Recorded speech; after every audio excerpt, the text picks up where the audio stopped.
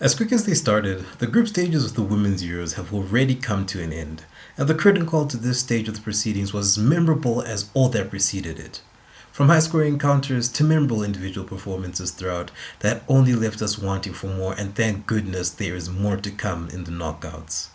Welcome back to Mithma Pathion, and in today's video we will be recapping all of the action from the final match day of the Women's Euros.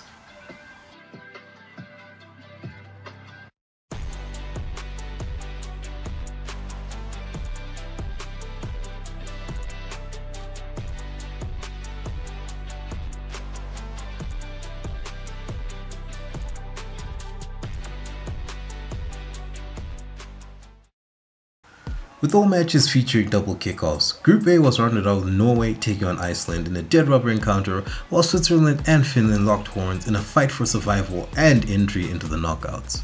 Despite the former having no stakes, both teams still competed like there was something on the line, especially Iceland, who were looking to go out on a high and looked to be well on their way to doing that, with an early goal from John Stadier after some typically lax defending from the Norwegians.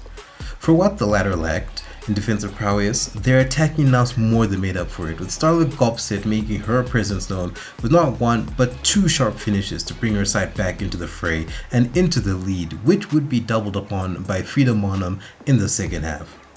Though the encounter was well and truly settled by this point, Iceland were not going to go quietly into the night, and nearly threatened to bring things level if only time had been on their side, with two consolation goals coming from Eriksdottir and Vigosdottir from the spot in a very engaging encounter that saw the best of both sides' attacking talents, but definitely not the best of their defensive attributes. Things were far more cagey in the Switzerland and Finland game, with both sides looking for a win to secure their qualification into the knockouts. But a draw would be more than enough for the hosts, and the latter were on top of things early on, with the likes of Shirt and Live incorporating generous amounts of hero ball in a bid to get their side ahead. Finland had their own moments for such throughout the game, but nothing could separate the two sides come the halftime whistle. And the intensity continued where it had left off, and a lot of bodies were colliding and tussling, but very little was happening in the second half to allow for either nation to get the advantage. But all that was up until Finland would win a penalty after Francie was brought down by a swarm of Swiss defenders, with Kuika dispatching the pressure spot kick and daring her nation to dream at the expense of some Swiss heartbreak. The Finns were hanging on for dear life, and things were coming down to the wire up until stoppage time, when a veiled assist from Reutler found the path of Shamaili, who made no error from close range to draw things level and ultimately allow for her and her compatriots to go through to the knockouts by a knife edge of a decision. And the jubilation coming the final whistle was nothing short of impassioned and emotional, as the hosts went marching on into the knockouts by the very skin of their teeth. With Spain having taken up one spot in Group B, it all came down to Italy and at a very thin stretch, Portugal, to take up the opportunity to claim the final spot in the knockouts for Group B. Things were objectively easier for As Navigadora, who were going up against Belgium. No pushovers by any means, but much simpler opposition as opposed to Italy's foes at the same time, Spain. Despite this, Portugal were unable to even overcome the initial salvos from the Red Flames, who took an early lead from Captain Willett, whose composed toe poke set the marker for what was going to be an increasingly difficult encounter for the hopeful but fleetingly Portuguese. Throughout the game, Portugal were regularly struggling and suffering despite how well they were performing with regards to carving out opportunities and chances for themselves to bring themselves back into the fray, but nothing was coming off for them. The same cannot be said though for Belgium, who were happily playing the role of party poopers, which they doubled up on seemingly, with a goal from Toloba, which to the joy of Portugal players, staff and fans alike, was called out due to a foul in the build-up. This moment would prove to be key and instrumental for the Portuguese as they finally locked in and got themselves going, and they got the goal that they had always deserved based on their previous performance up until this point, with Nasri assisting substitute Telma Encarnaço to give hope to her side. But ever the party poopers, Belgium would creep up with not one, but two attempts to break the hearts of the Portuguese nation, as after a disallowed goal from VAR had kept the tie alive, Janice came in would take two bites of the cherry to get the second goal for her nation and ultimately seal victory for the first time for the Flames in this tournament at the expense of what ultimately was a very miserable Euro campaign for Portugal, who honestly are in deep and immediate need of a reset, because with the talent at their disposal, their performance here was abjectly pitiful, and I think an internal inquiry is definitely needed. On the other side of the Group B-shaped coin, Italy had seemingly understood the assignment of trying to at least fight for something, and the Azzurri soon found themselves in a shock lead over Spain as a result, courtesy of Oliviero, who pounced on a loose ball to fire home and make her own luck count. The Italians gave it their all for all of the next 3 minutes before Spain, and Atenea del Castillo in particular, ripped their sails and took the wind completely out of them with an amazing attack that finished off with del Castillo rippling the net.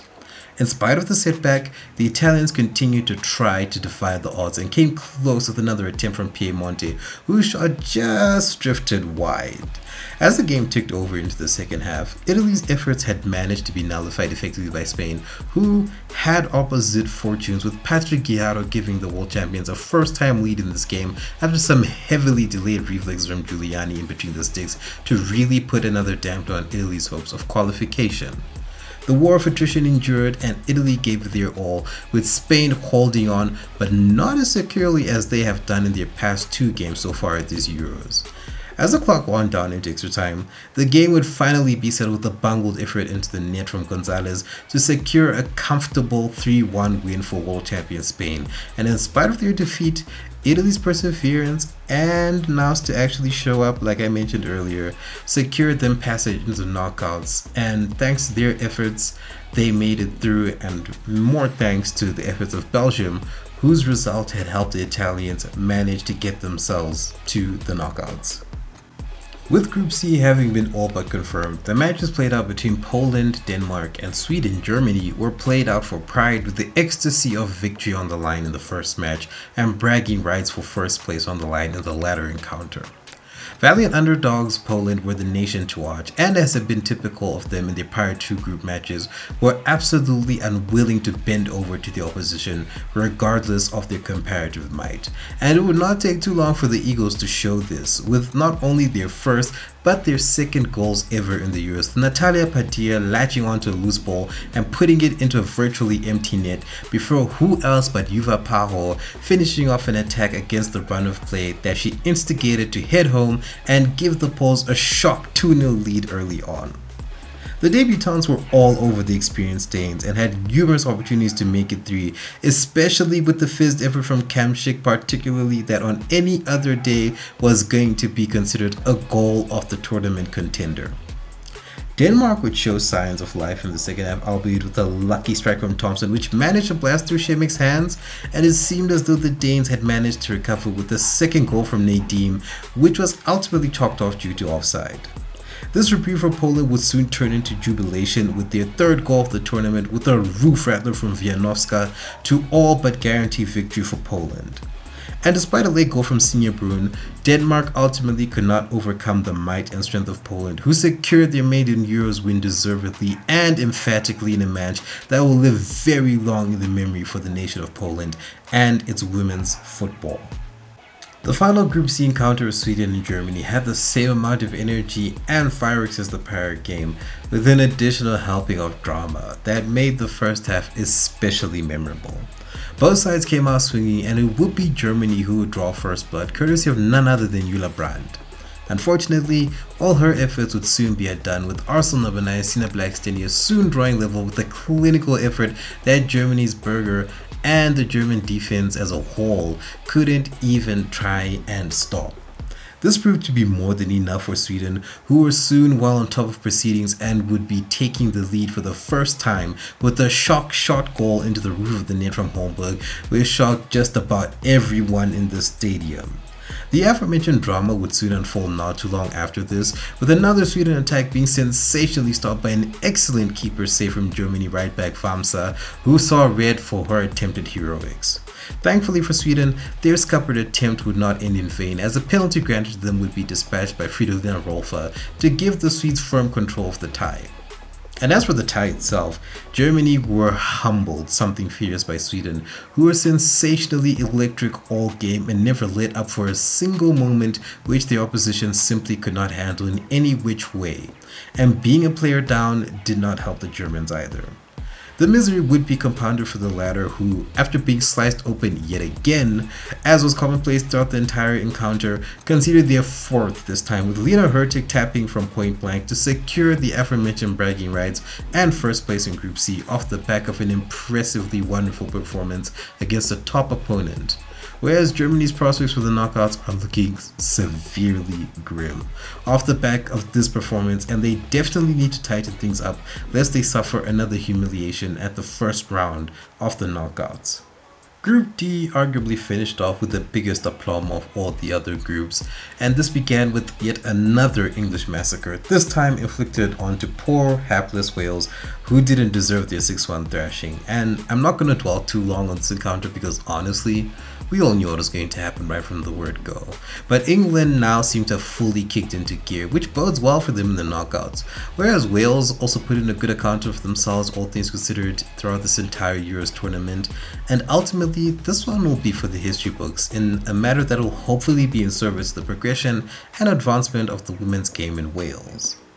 The group stages came to a rip-roaring finale, with already qualified France standing in the way of the Netherlands and their slimmer by the minute hopes of qualifying. And the group leaders quickly laid down a marker of the difficulties that the Oranje were going to be facing in this encounter, with some early attempts at goal that ultimately yielded the first one of the game, thanks to a scooped effort from range from Toletti that Van Domsela couldn't react to in time. Luckily for the Dutch keeper, her national and club teammate Pelova would soon draw things level for her side with a vicious strike top bins to give hope to the former holders.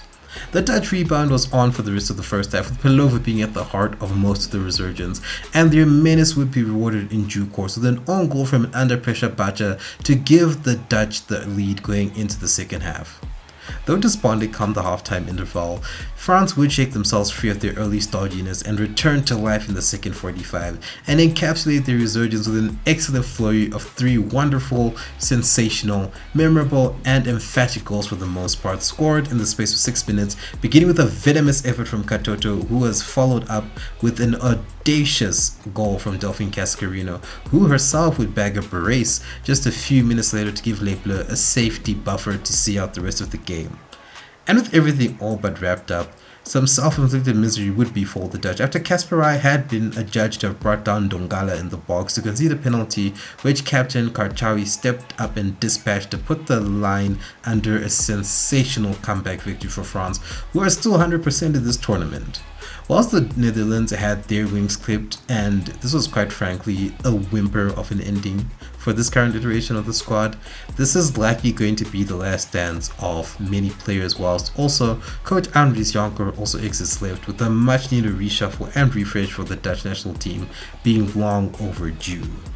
And with that all being said and done, the group stages of the Women's Euros are officially in the history books. The ink has dried and there's no going back here. And the quarterfinals are now officially set, with Norway taking on Italy, Sweden clashing with England, Spain locking horns with host Switzerland, and France tangling with Germany. What have been your thoughts for all the matches recapped, and who do you think will make it past the quarterfinals? Leave your thoughts on this in the comment section below, like, share, and subscribe if you enjoyed, and I will see you in the next one.